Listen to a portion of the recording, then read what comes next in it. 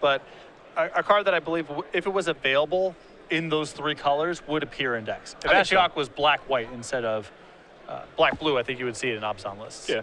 Elvish Mystic, let's start it up. Round number 9. Vess with the mana acceleration. Neuman going to try to keep up. He's got a force. He'll pass the turn back. We have seen some green-red monsters already today. This is a different take on the deck as Mystic will come in for 1. But the plan is still the same. Play some big creatures, some main deck copies of Contestant Tactics. We don't see those often, but that is true. I mean, this deck is way different. It's labeled green-red monsters. That's the closest analog, but this is an entirely different deck. 5 mana. Are we going to the air already? Yes, sir. Stormbreath Dragon in for 4. Oh, slow down. Well, he wants to get to Karabas too. Yeah, I understand. We just met. You know? I understand. Oh. This is the kind of start I would be interested in. It's no Thundermaw Hellkite, but they don't make them like they used to. Stormbreath Dragon's pretty close in power level. Pretty good card, yeah. Take a look at Newman's hand. He's got an Abzan Charm over there, but protection from White's going to mess things up. If that was a Thundermaw Hellkite, no big deal. Yeah, true. There's a Siege Rhino. Little gain, a little drain here for Neuman. So he's going to try to catch back up. Vess will draw a card. Looked like it was in their copy of Sylvan Caryatid, though he does have a copy of Hornet Nest in hand. In for 4.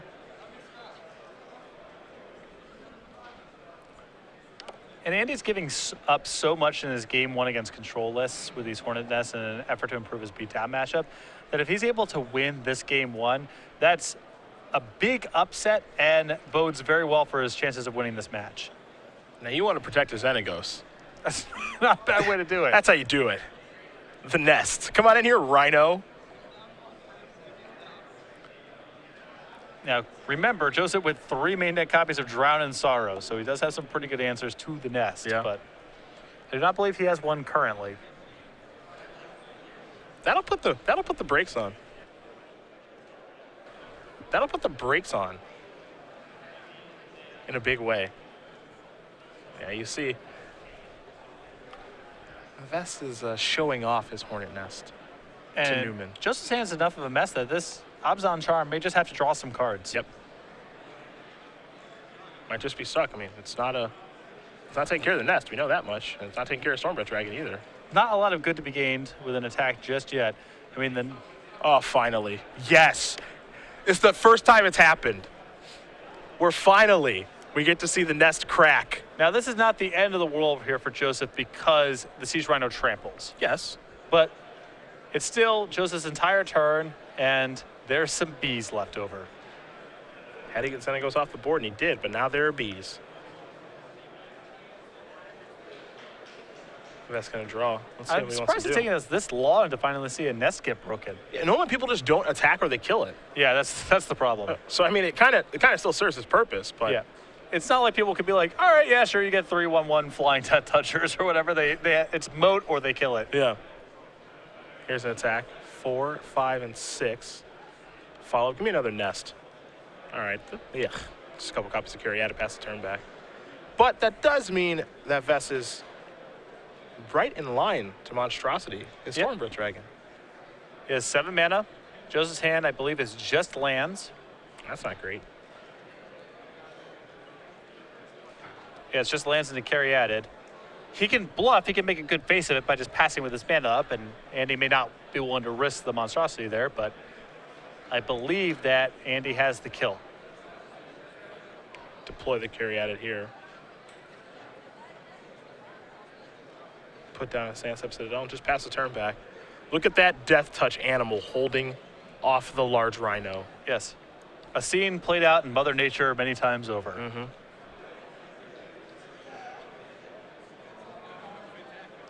Time for some more beatdowns in the air. The air is just where you want to be in this format, I tell you.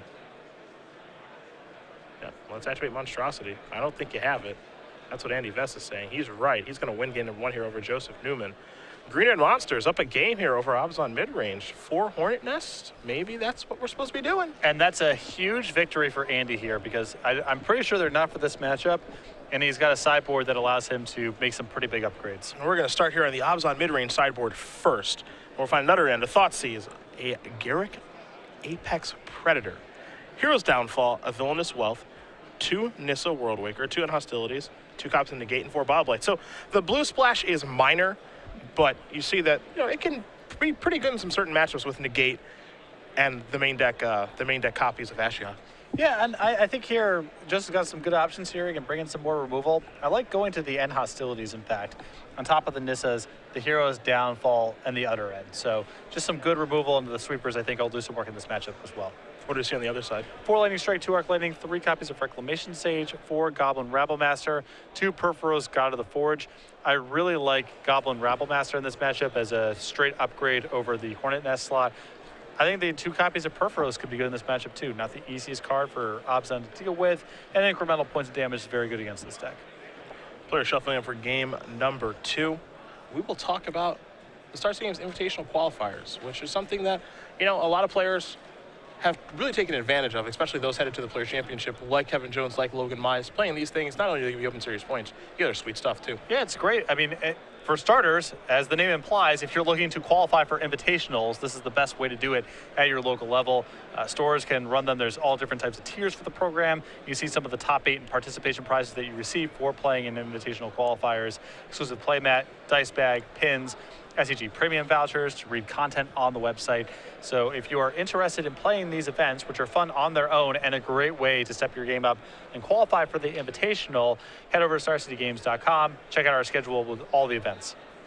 A lot of IQs, a lot of different ways to go about doing them, but they all give you sweet stuff. And sometimes you even see us wearing those pins. That Acorn Mystic pin, we've worn that a couple times. Yep. This is the first time that we've had it available as part of the slide here, so we can show where that program is coming from. But all the stuff you see on the screen there, that's part of participating and top 8ing invitational qualifiers. Game number 2 going to be underway here in just a bit of round number 9.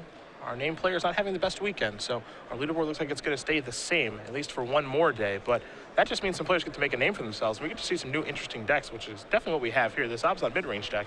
I mean, it is an Obzon mid-range deck, but it's just got a little bit of a blue splash, so a little bit of dabbling as 4 colors can be done in Standard. Brad Nelson did prove last week, and then Career and Monsters, well, we've seen that before, but 4 copies of Hornet Nest? I love Andy's list here because he's not taking things for granted. Sometimes you see things like a random Hornet's Nest hanging out in someone's deck, or a random one of threat.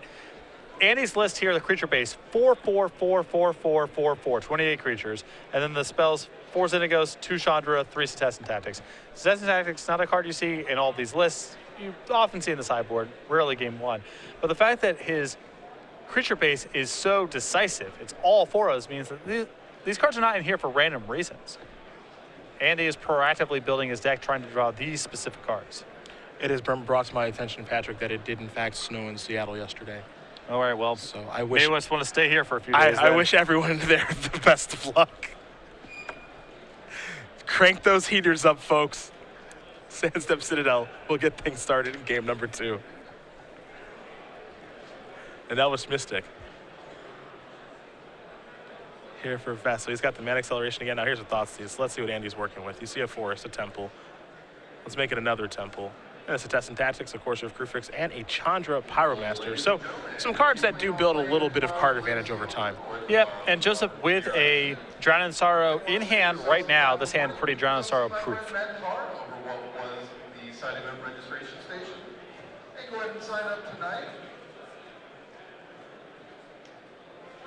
Kind of like taking Courser. I think he has a spot removal spell. He should be taking Chandra, and if he does not, he should be taking the Courser. All right. Cetessan Tactics is kind of the one that's probably going to stay put. I would be surprised. Given it could come up that card's good, but given the nature of Andy's hand right now, probably not.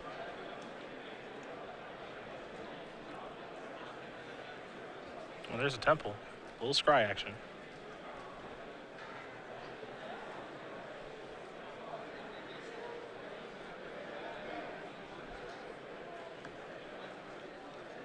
Courser time. Top card. Mystic. Not all that impressive. See Neuman gonna cross off some of the cards that have been played.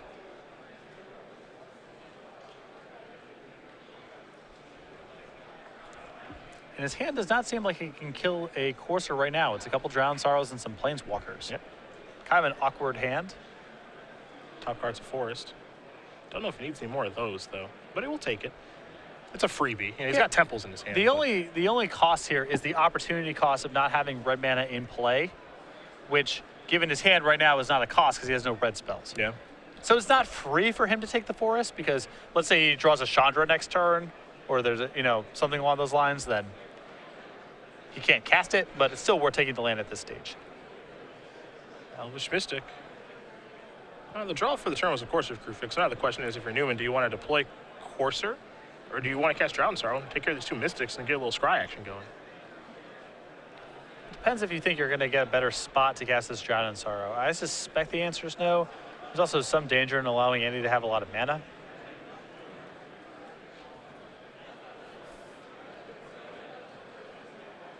Decisions here for Neuman. Down a game playing for top 8. Yeah. Want to make sure you get this right. This is a tough turn. This is very close in my estimation. Looks like he's asking for a bit of a ruling on something. So our table spotter able to help him.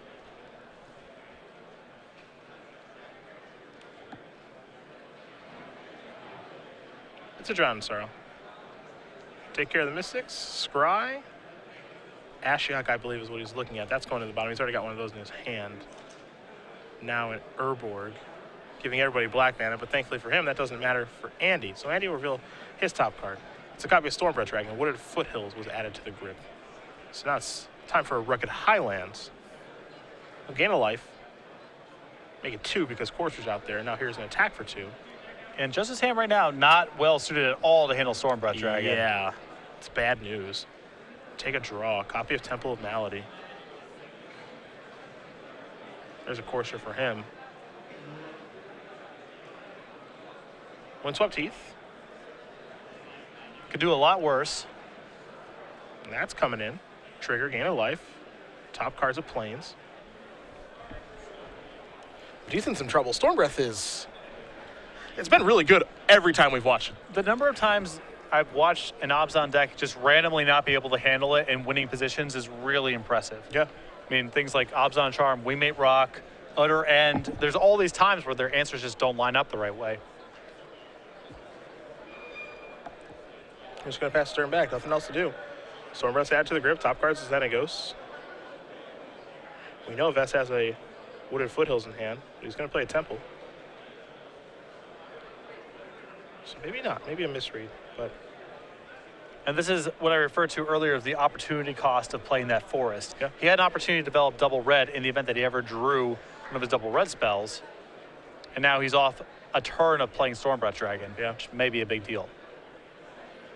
It was a misread by me. At one point, the top card of his deck was actually Rugged Highlands, not Wooded Foothills. Artwork is relatively similar, so I do apologize for that for you guys at home.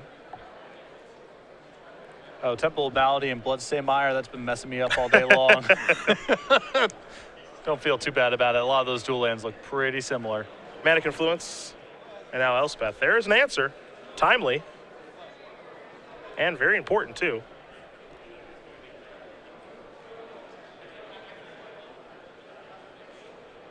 If you're Neuman, you know most of the cards in Vess's hand. Of course, the Crufix does give away the information along with the discard spell early in the game. So you know about the Death and Tactics that's over there. I know this comes as a surprise. 3 mana. Ashiok. It's time to mill ya. Caryatid, the Xenagos, and a Death and Tactics. Now the top card is a Mountain. Not a bad mill. I'm surprised that 80 wanted to keep a Xenagos on top of the deck to begin with. I guess with the Success and Tactics, there's a dream scenario to build up a board and then tactics everything away, but... Yeah, I suppose there's always the thought process, right, where drawing a Xenagos is better than just a random draw. No, there's no guarantee of that, but maybe that's the thought process there. Yeah, that's the thing. I'm not certain that's actually true in that spot. Sure. Mountain going to come and play off the top of the deck. Courser of Crufix is the card revealed to Courser of Crufix.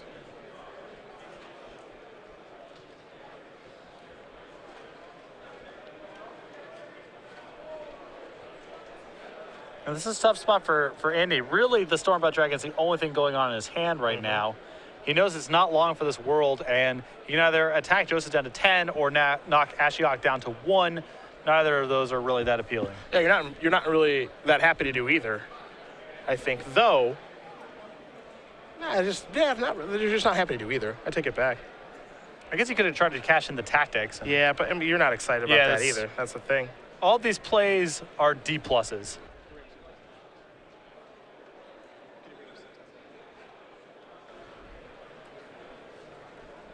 So a lot of mediocre options available to him last turn.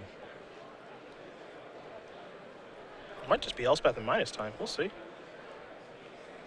going to start by Ashiocking. Then he goes down to the top card of the deck again. See tactics. Its initial cost 2 mana, and then the Strive will be a green every time after that. So yeah, he was short on mana last turn of being able to pump the one time. And even if he could, it's still not clear he'd want to. Yeah, you're not thrilled about it. It's just an option.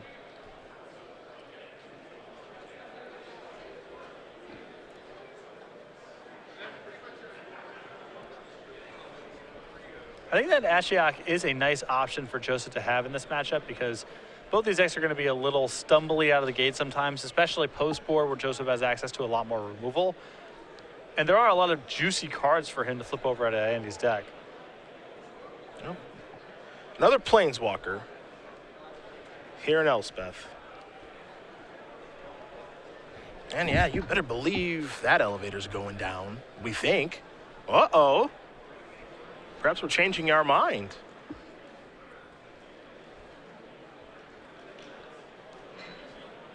Does seem a little risky not to take her that Stormbreath Dragon. Feels like maybe getting a little too cute. Especially with an opponent representing the ability to go monstrous. I mean, yeah, I would want to get that thing off the table. You know they can go monstrous. You know he's got a mountain in his hand from the previous turn. So he can go monstrous and take care of everything. Wow. Whoa. Okay. Wow. 3 soldier tokens. I guess he's saying because he has the Hero's Downfall on top of his deck. Okay. He still has to spend his entire turn to kill the Elspeth, which is, you know, maybe keeping the Elspeth in play beyond the 3 tokens is not a huge priority. He gets Andy's entire turn, and he gets to untap and downfall it. I still feel he's better served just taking care of it in the clean. I mean, the thing is, he can kill both Planeswalkers this turn. Yeah, redirect there, that's dead. Attack there, that's dead. And yes, you have a Hero's Downfall, but do you think your 3 soldiers in Corsair and Sorn are good enough? And clearly the answer is yes. That's how he feels about this. Hero's Downfall is the draw. Top card is a Siege Rhino. Things are looking a little better now. Because the ground was so effectively locked up last turn, just with the Corsair in play, I feel like Joseph could have just minus the Elspeth, put a lot of pressure on Andy to have something that turn to finish off Elspeth. And even then, he's, you know, it's not even like Andy's out of the woods at that point. The game just goes on. Well, you have to imagine this is going to be Hero's Downfall. But he also does have Sorin and Drown in Sorrow. But there's the Downfall. This is Sorin. We'll see what he's going to do with this Planeswalker. It's going up. And how many are going to come in? That is the question.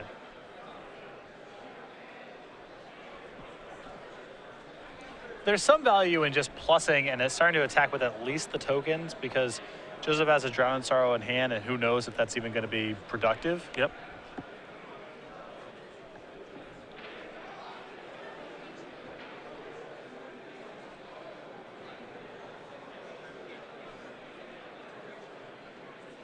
Top card's a mountain. Just a lot of lands and Xenagos is here for Vess. Mountain's going to come into play.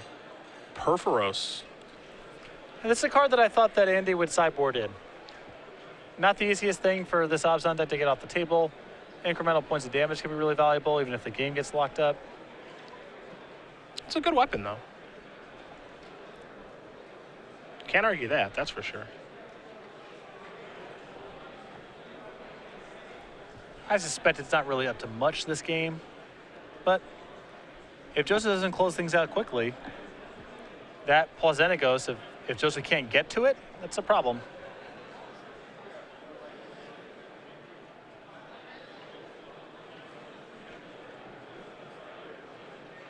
Tactics with Strive. Gonna just kill. Looks like a couple of things. I'm just gonna take care of Corsair, so they'll fight, but it's a 3-3. Yeah, it's actually a 3-4. Oh, right. Soren on the entire turn. Yep. I wasn't even a fan of this play to begin with, just because now Andy's shield's down on the Xenagos. On the Xenagos, sure. I think he could have just passed, and Joseph making a move there to try to attack the Xenagos down is pretty risky against the tactics plus Andy's ability to control blocks. Sure. And now it's free for Joseph to get the Xenagos off the table. Yeah, that and play the Rhino now and get to work with Soren. He's in the driver's seat now. Rhino's going to come down. Neuman's going to go up to 24. Vess is going to go down 21. Joseph has the opportunity now if he wants to plus and split up attackers, or minus, make a token and still have his 3 tokens finish off the Xenagos. A lot of flexibility. That's bad news. Beatdowns. Looks like Xenagos going to bite the dust.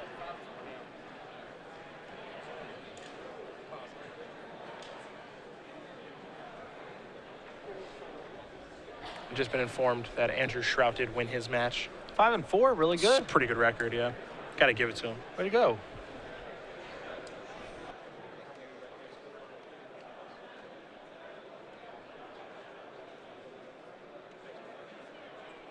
Top card, Stormbreath Dragon.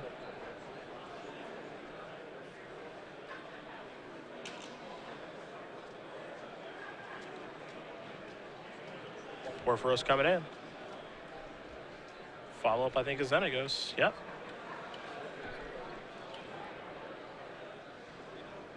Now we can start cranking out Satyr tokens and dealing the opponent too. Or taking down Soren in a match. Gotta start somewhere. The problem is this is kind of the quintessential Abzan mid-range game of the board's kind of gummed up. There's a lot of things going on, and now it's about removal spells, combat, that sort of thing. And Abzan's the best deck in the format of playing that kind of game. Yeah, that's the kind of game they love to play. So this is heaven for them.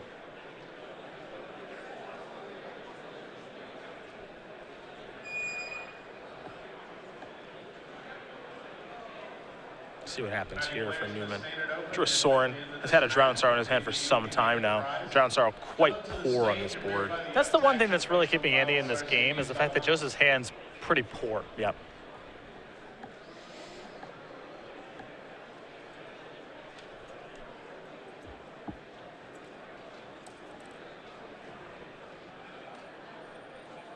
Oh, Soren ticks up. There are some pretty good attacks here.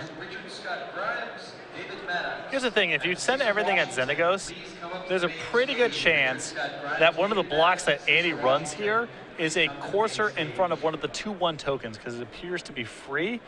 So then the Drown in Sorrow post-combat can be a mess. There it is. You mentioned it.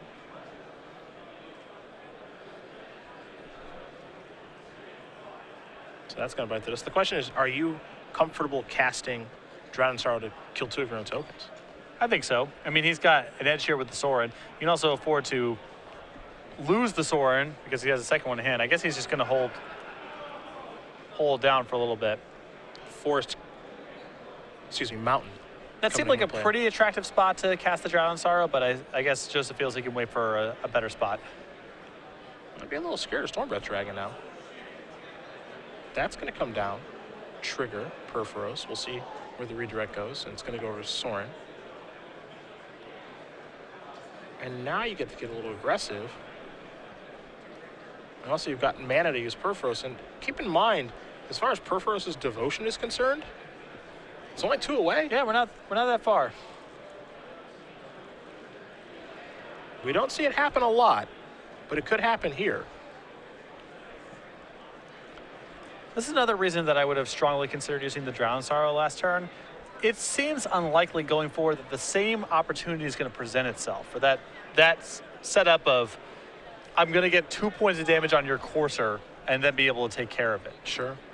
Now the Drown Sorrow can't kill anything, and his board is just a Stormbreath Dragon and a Courser of Crewfix. Yeah, so how much better was it going to get? Yeah. Well, Neuman on tap. It's time for him to draw a card. Hero's Downfall is timely. That is an answer for the problematic dragon. When he wants to use it is the question. There's Soren again.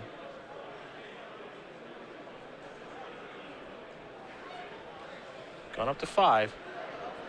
I'm just going to hang back. Rugged Highlands will be the draw. Sylvan Curiata will be the draw next turn, we think, as there's a Temple of Abandon. That's going to go to the bottom immediately. The temple from 1,000 turns ago Pretty finally much. gets deployed. Here's Pelucranos. Probably pretty good with all this mana in play.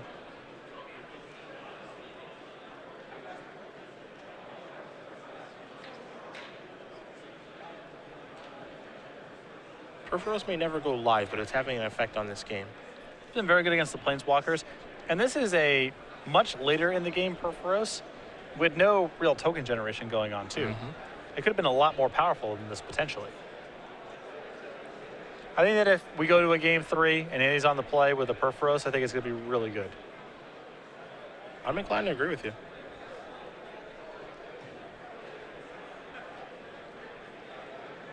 Stormbred Dragon biting the dust from the hero's downfall. I think we all saw that coming, though. Soren's up to 6. Hiya! Siege Runner going to come in. It'll deal 5. It'll gain Neuman 5. Newman's still stuck with that Drought and Sorrow, just going to pass the turn back. Vess will draw Pelucranos. Top card, Wooded Foothills. In that comes trigger, gain a little bit of life. Temple of Abandon.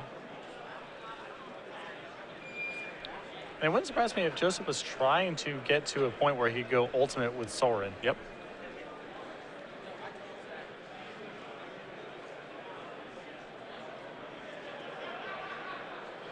Pelucranos.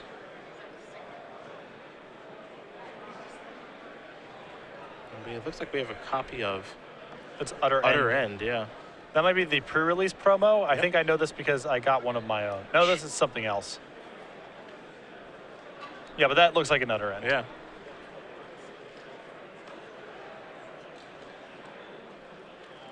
Yep. Now we're going to go ultimate with that. So we'll take a look at Sorin. It's not good news for a green creature deck. No, probably not. A little emblem. And Joseph has clearly played this entire game trying to get to this point. Pretty smart. This is the first time we've seen an emblem with Sorin. And yeah, it's not as hard to get to as you would think. At the beginning of each opponent's upkeep, well, you gotta sack some stuff. A little monstrosity action here. I suppose we're trying to race, but it's hard to race that when the opponent's at 46. Well, I think he's also trying to fight for enough where he survives Drown and Sorrow on the way back. Sure.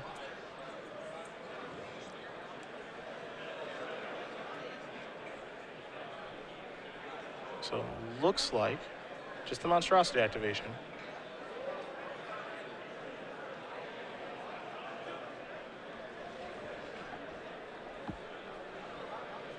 Now Joseph is just going to play land past the turn back. So sacrifice the Wood of Fiddles, does not want to draw a Temple. We know that. Get a land out of the deck.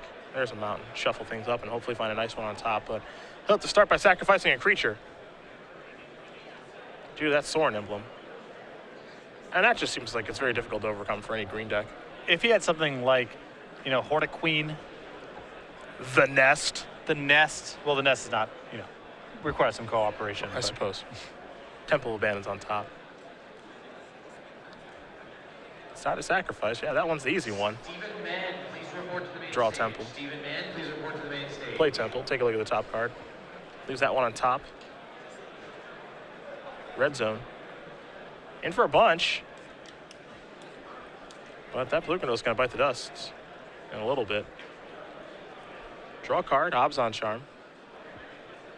In for 4. You said this is the kind of game that Abzan wants to play. So well suited to handle this. The game's getting played on the board. Most of the spells that are being cast are removal spells.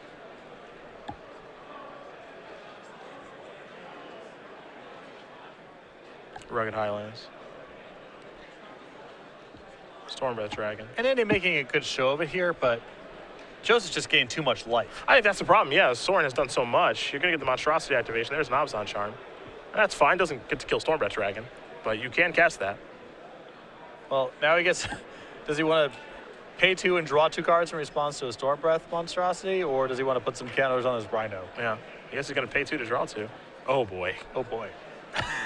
Ooh, a Garrick. Well, one of those cards is really good. The second Drowning Sorrow in hand doesn't matter that much, but Garrick is going to be Filthy McNasty in just a moment. Can I play Garrick in the Jeskai Ascendancy deck? Probably not. It's tough on the mana. All right. I would cast that. That's what I would do if I were Joseph Neuman. I put my opponent into submission with Garrick plus Sorin Emblem. Yeah, because this is a tough nut to crack right here. You're so modest this late in the evening. It might be a hard situation to overcome, just maybe. Yeah, I am feeling this is going to be a challenge.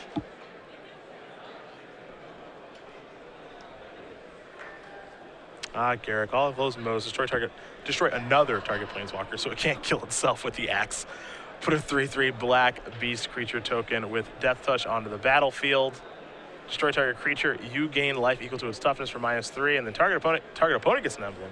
With whenever a creature attacks you, it gets +5/+5 against trample until end of turn. This is one of my favorite cards.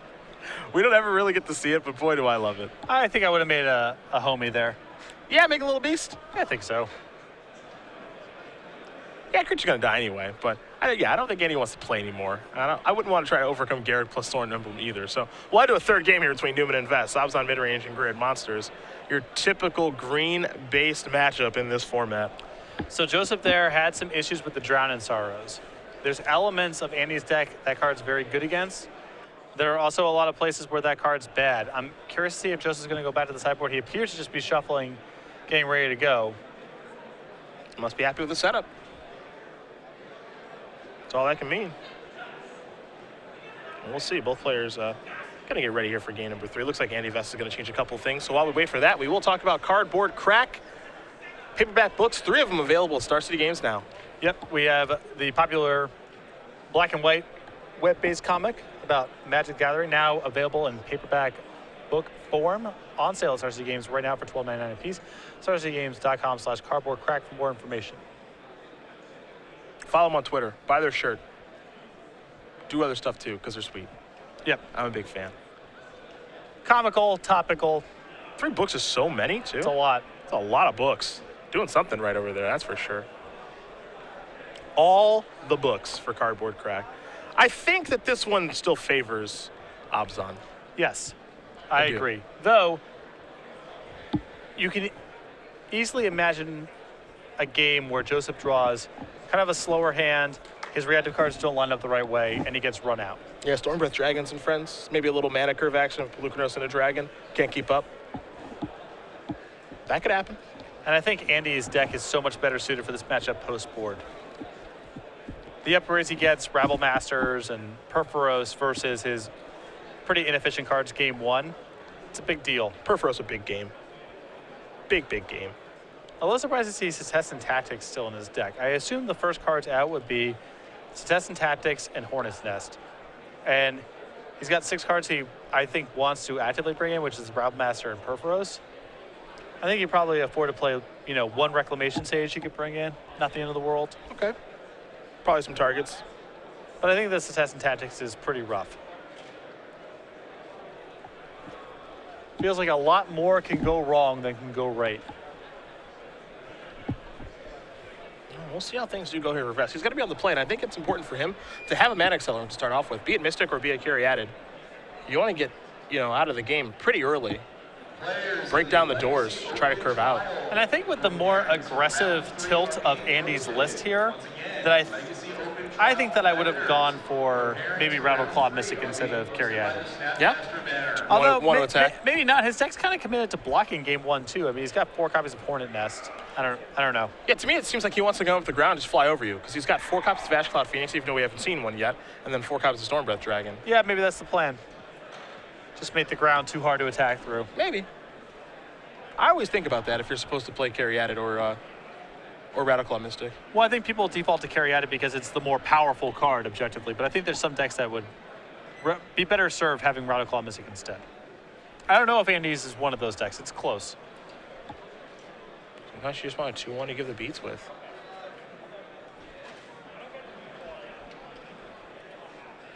Well, it looks like Vess is happy. Neuman is the one who's taking a long look. Those are copies and hostilities. He's got a 2-land hand that has Oh boy. the Garrick in it too. Well, right off the top is the temple. So you are already a mulligan with this hand. And then how good is this hand if you draw perfectly? I guess it's okay. I think that one should have gone back. We're going to find out, aren't we? Yeah. The temple off the top is the perfect draw. Yeah. There's a caryatid, pass the turn back, the draw, another temple.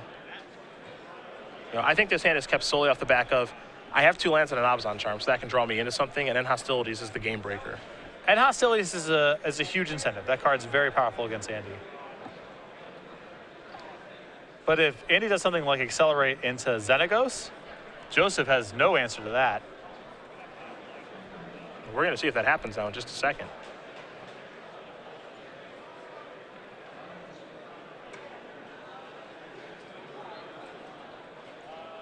There's Wooded Foothills. Mountain. I love Andy's definitive numbers on this list.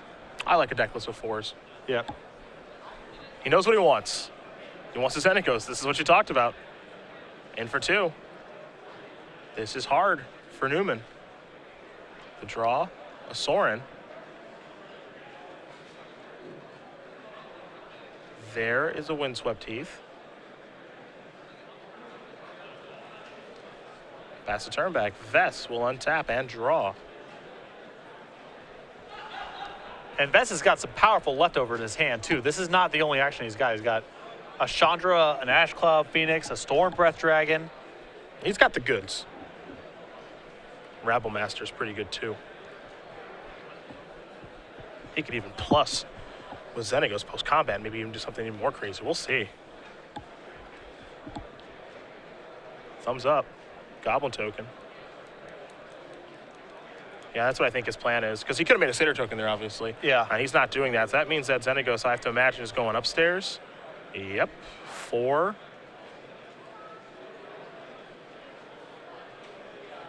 And now we're going to see something.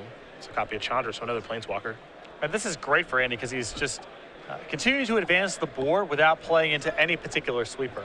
Yeah, and Chandra is really, really good on this board, too. I like it a lot, given that we know what's in Joseph's hand. He's going to press the 0 button for a mountain. I could never give up the free point. Yeah, I couldn't either.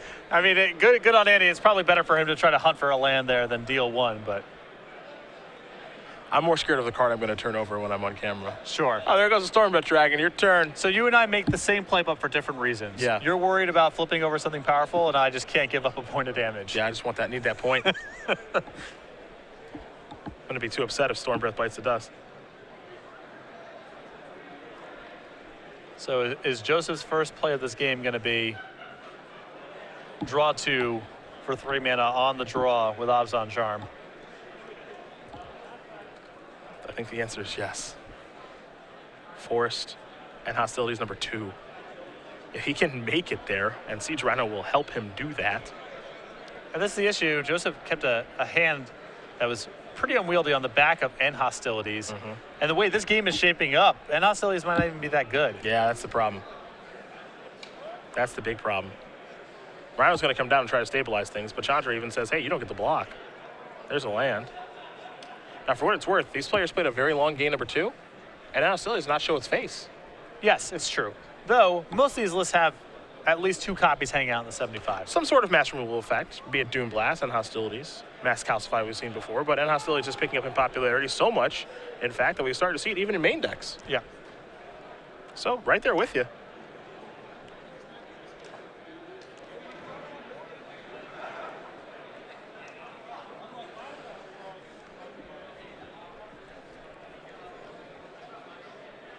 So I think it's just really important for Andy to measure his threats here. And you don't want to extend too much. Because he's got such an overwhelming force in play right now that Joseph's hand's forced. Yeah. He needs to have a sweeper to keep up. And this is so much damage, 2, 4, 5, 6, 7, 8, that's 9, 10 points of damage. And you can afford to do this, which I love as well. This is beautiful. Yeah. All right, and Hostilities, great. Keep my morph. Stormbreath Dragon still left over with 5 mana. Yeah, and he's at 4, so Ashclaw Phoenix would die, but it would come down as a morph. and then he can make a Satyr token with Xenagos. And you know, you correctly identified it where if his draw is Xenagos on turn 3, it's a nightmare for Neuman's hand. Yeah, I just think that Joseph's hand was not very good to start out with, and it contained the Garrick, so it's already a mulligan. So then what's the value of that hand on 6 cards? I think there's just too many things that can go wrong. This is a little bit interesting here, where he's able to Neuman get him to block, and now Hostilius is going to clean everything up, but he's going to show him a Stormbreath Dragon and say it doesn't matter. Andy Vess going to win this match here over Joseph Neuman. 2-1. Grunard Monsters will down Obs on mid-range, and for Vess, with any luck, he'll be able to draw into elimination rounds for tomorrow morning. Very impressive deck here from Andy, outside of the box, but clearly